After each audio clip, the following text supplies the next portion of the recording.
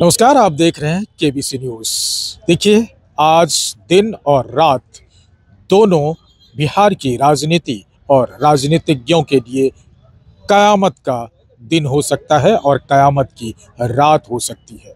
बता दें कि नेता प्रतिपक्ष तेजस्वी प्रसाद यादव एक तरफ मुख्यमंत्री पद के लिए ओथ लेने का ऐलान कर चुके हैं और दूसरी तरफ मुख्यमंत्री नीतीश कुमार अपने अपने नेताओं के साथ मिलजुल कर और सजावटें शुरू कर दिए हैं। साथ ही ये भी देखा जाए तो बिहार की राजनीति में अलग अलग दल के जितने भी प्रत्याशी हैं उनमें पहले से ही खुशी दिखती आ रही है। लेकिन उसी बीच आज देखा जाए तो पोस्टर वार शुरू हो गया है। एक तरफ चाचा की विदाई की बात हो रही है और चाचा की अलविदा होने की बात हो रही है और दूसरे पोस्टर वार में टाइगर अभी जिंदा है इसकी बात हो रही है। लेकिन ये देखना होगा कि इस बीच में आज की जो रात गुजरने वाली है वो कयामत की क्या रात होगी या एक सुखद परिणाम के लिए इंतज़ार होगा।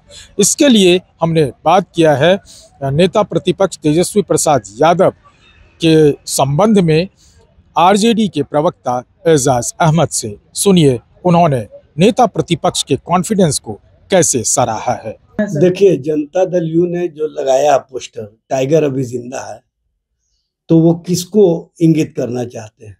क्या भारतीय जनता पार्टी ने स्वीकार कर लिया है टाइगर को? ये बताना चाहिए। भारतीय जनता पार्टी उनके टाइगर को स्वीकार करने के लिए तैयार नहीं है। और उनको एक बात और समझ लेना चाहिए कि बिहार की जनता ने जो मैंडेट दिया है वो उनके अलविदा होने का स्पष्ट संकेत है। और अलविदा के समय में टाइगर का आना कहीं ना कहीं अशुभ हो जाएगा उनके लिए, क्योंकि राजनीति में बिहार की जनता उनको स्पष्ट रूप से बता दिया है कि आपने बिहार में अपने आप को टाइगर घोषित करके जनता के साथ जो अन्याय किया है और जनता के लिए जिस तरह के कार्य किए हैं उससे जनता पहले ही से डरी हुई थी। और रिजल्ट आने से पहले आप डराने का प्रयास मत कीजिए। बिहार की जनता 14 नवंबर को जब परिणाम आएगा तो किसके पक्ष में मैंडेट दिया है वो स्पष्ट रूप से सामने आ जाएगा।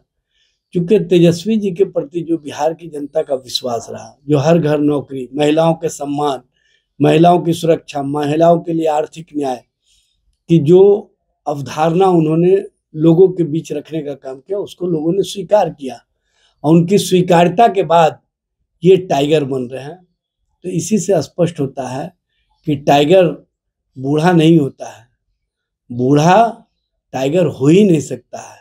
लायन अभी जिंदा है और लायन ने बता दिया है कि बिहार की जनता के लिए हम लायन बने हुए हैं।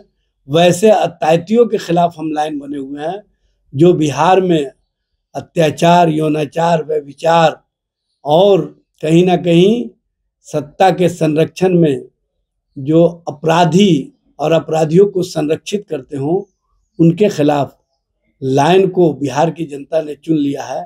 अब बिहार की जनता उस लाइन के माध्यम से वैसे लोगों को सबक सिखाने का काम किया है जो कहीं ना कहीं टाइगर के रूप में स्वयं को घोषित करके बिहार की जनता का ही अहित कर रहे थे।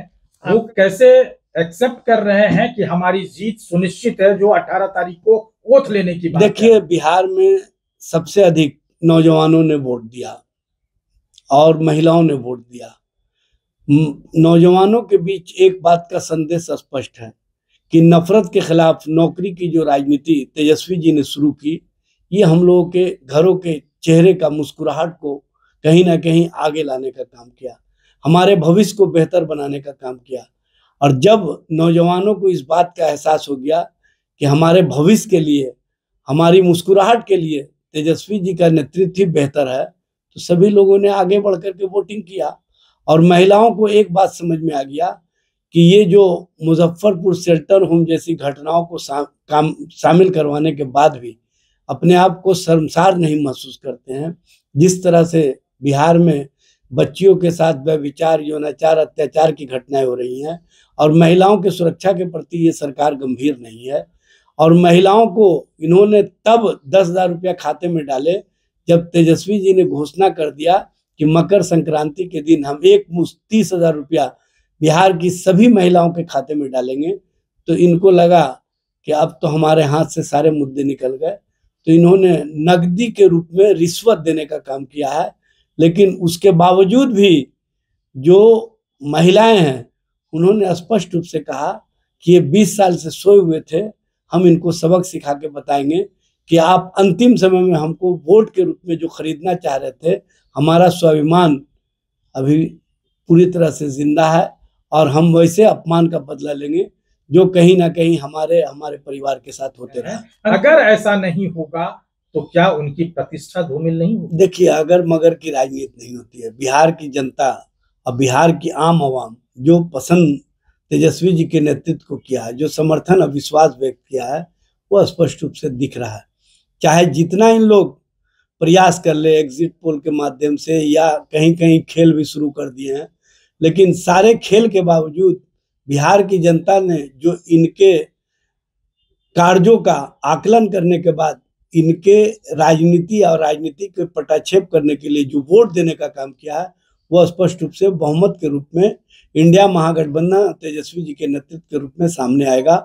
और 14 नवंबर जो कल का दिन है, वो उनके लिए विदाई का समय होगा और बिहार की जनता के लिए कहीं ना कहीं एक खुशहाली और बेहतर वातावरण के निर्माण की दिशा में तेजस्वी जैसा उभरता हुआ नेतृत्व सामने आएगा। तो आपने सुना एजाज अहमद ने जिस तरह से बताया है कि नेता प्रतिपक्ष तेजस्वी यादव को लाइन का संज्ञा दिया है। टाइगर अभी जिंदा है कि पोस्टर पर उन्होंने पलटवार करते हुए कहा कि लाइन अभी जिंदा है, लाइन अभी खड़ा है और टाइगर बूढ़ा हो चुका है। मतलब बूढ़े टाइगर के सामने लाइन, युवा लाइन खड़ा है। ये तमाम चीज़ को लेकर के ये दावे किए जा रहे हैं और इस दावे में कितना दम है, कितना ताकत है, वो पता चलेगा 14 नवंबर यानी कल, जब वोटों की गिनती होगी और बिहार विधानसभा चुनाव के परिणाम होंगे। तब तक आप भी इंतज़ार करिए और केबीसी से जुड़े रहिए। कल हम फिर एक नई तस्वीर, बिहार की नई तस्वीर से आपको रूबरू कराने के लिए मौजूद रहेंगे। अमलेश आनंद, केबीसी न्यूज़, पटना।